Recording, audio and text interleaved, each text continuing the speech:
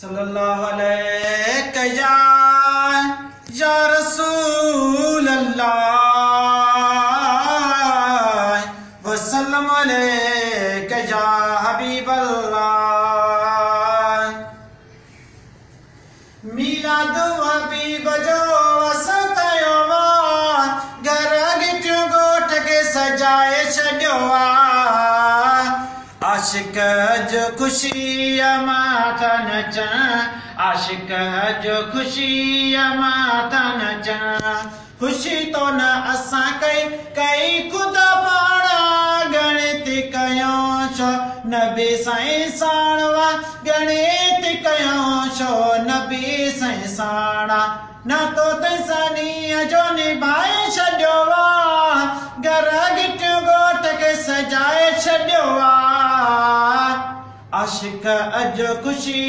माता नचण आमदे हबीब जी केॾो रंग लायो आयो तोड़े नूर थी खुदा फरमायो आयो तोड़े नूर थी खुदा फरमायो जेल जहान ही बणाए छॾियो घर गिट गोठ के सजाए छॾियो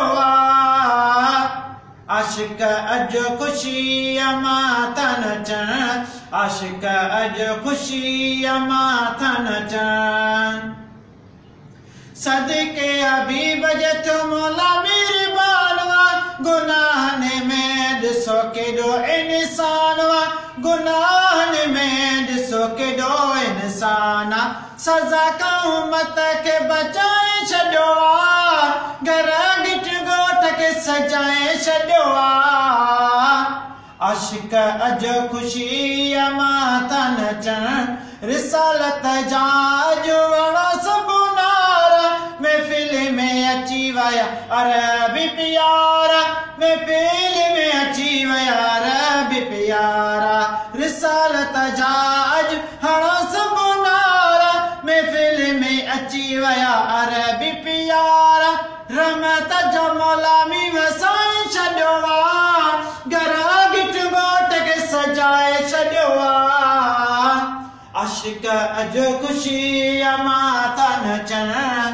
चवे फरमान शाह कभी सुन ख्वानी वेही वॾ पगन में जे आबिद शाह जिलानी चवे फरमान शाह कभी सुन ख्वानी वेही वॾ पगन में जे आबिद शाह जिलानी वेही वॾ पगन में जे आबिद शाह जिलानी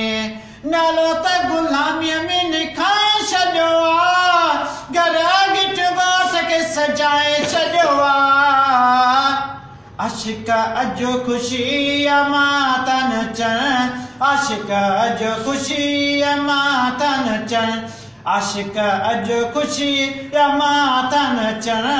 आशिक अज खुशी माता नचण।